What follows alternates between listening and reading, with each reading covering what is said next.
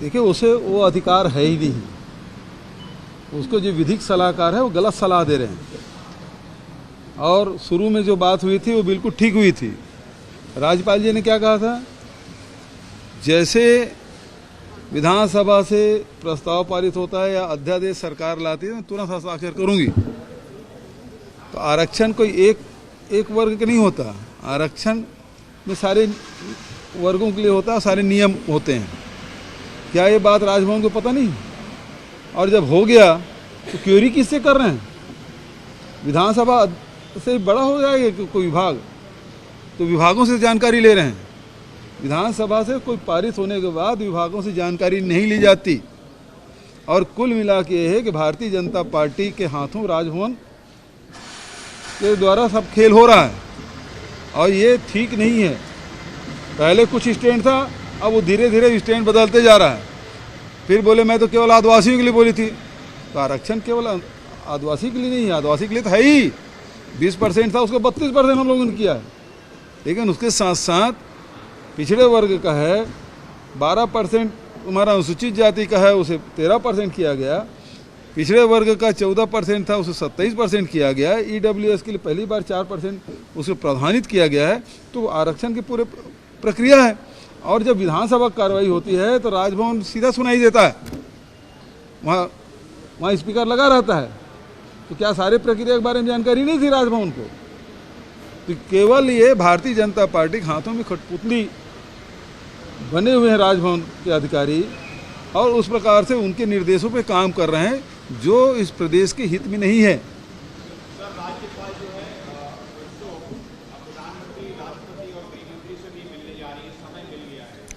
अच्छी बात है, जाना चाहिए। संवैधानिक प्रमुख है, उसे मिलना ही चाहिए। लेकिन इस मुलाकात को कैसे देखते हो? क्योंकि बार-बार क्योंकि ये राष्ट्रपति से मुलाकात होती है, प्रधानमंत्री से अब मेरी बात नहीं हुई, किस विषय पे बात हो रही है? मुलाकात हुई, अच्छी बात है। जब सुप्रीम कोर्ट के जो गाइडलाइन है 50%, तो वो तो अब वो अनरिलेवेंट हो गया, अप्रासंगिक हो गया कि नहीं हो गया? जब उसको आपने EWS को 10% जैसे दिया तो 50% से एक्सीड हो गया, तो वो प्रासंगिक कहाँ रहा? 60% खुद कर लिया। भारत सरकार ने खुद 37% पिछड़े वर्गों को दिया है, तो राज्य सरकार यदि पिछड़े वर्ग 27% दे रहा है तो गलत क्या है? और भारत के संविधान में जो व्यवस्था है कि अनुसूचित जाति जनजाति की जितने जनसंख्या उसके प्रतिशत के अनुसार आरक्षण होगा, तो वही तो हम किए हैं। और भारत सरकार ने कहा कि EWS के लिए 10% तक, हमारे यहाँ हमने हेड काउंट कराया, उसमें 3.5% आया, हमने 4% दिया है। तो हमारे तरफ से कोई गलती हुई नहीं है। जब वो सुप्रीम कोर्ट के जो गाइडलाइन है, इंदिरा साहनी जो फैसले हैं, उसमें उसे वैसे ऊपर हो गया, नंबर 1।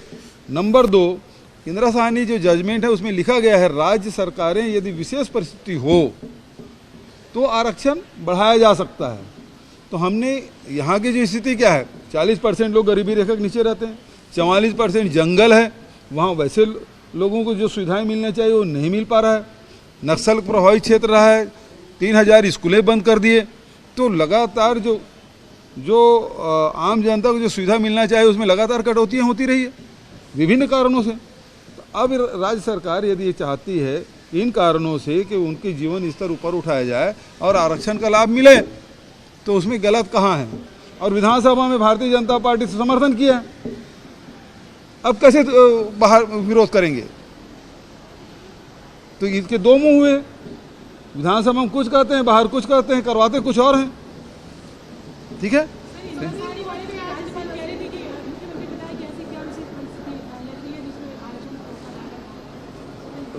इतने साल हो गए राजभवन में रहते, राज्यपाल के रहते, बस्तर गई, सरगुजा गई, सब जगह घूम रहे हैं।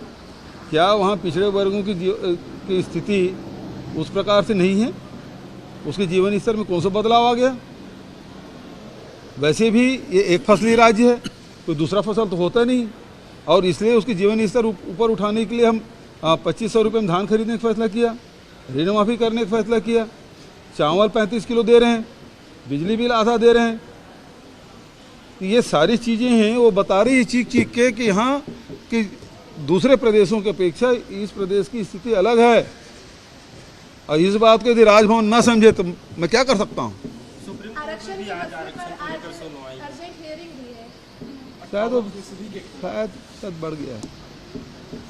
4 साल पूरे हो गए हैं, आप 4 साल की उपलब्धि बता रहे हैं, तो बीजेपी वाले जो सर अब 4 साल की उपलब्धि बताने के लिए सभी चीज़ों पर प्रेस वार्ता बहुत बढ़िया है, अच्छा करना चाहिए और तुलना करनी चाहिए कि उस 15 साल में वो लोग क्या किए थे और 4 साल में क्या हुआ, वो तुलना कर ले। किसानों को क्या वो 2100 रुपये को वादा किए थे वो कर पाए, 300 रुपये बोनस हर साल देंगे बोले थे दे पाए, चावल सबको उपलब्ध हो पाया, राशन सबको उपलब्ध हो पाया था।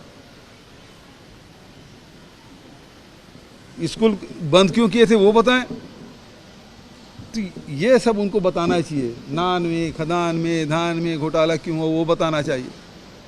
चिट फंड कंपनियों को पैसा डकार गए और यही लोग सब उसके मुख्य अतिथि थे, वो पैसा कहाँ गया वो बताना चाहिए। हज़ारों करोड़ रुपया छत्तीसगढ़ से गया है, गरीबों का, किसानों का, नौकरी पेशा वाले लोगों, व्यापारियों को पैसा गया चिट फंड कंपनी में, तो बताना चाहिए उनको, बिल्कुल करना चाहिए प्रेस कॉन्फ्रेंस। भारत जोड़ो यात्रा को 100 दिन पूरे हो गए हैं, क्या परिवर्तन अब तक देखने को मिला? देश में बड़ा परिवर्तन आया है, क्योंकि महंगाई, बेरोजगारी और जो समाज के बीच में जो खाई पैदा कर दिया गया था, हिंसा और घृणा और नफरत दिमाग में भर दिया गया था, अब उसमें परिवर्तन है। लोग अब सोचना शुरू किए कि नहीं, देश का असली मुद्दा महंगाई और बेरोजगारी है, हमको उसमें एक साथ खड़ा होना है। और यही कारण है कि राहुल जी की जो पद यात्रा है, हजारों नहीं, लाखों नहीं, करोड़ों लोग अब तक ही जुड़ चुके हैं।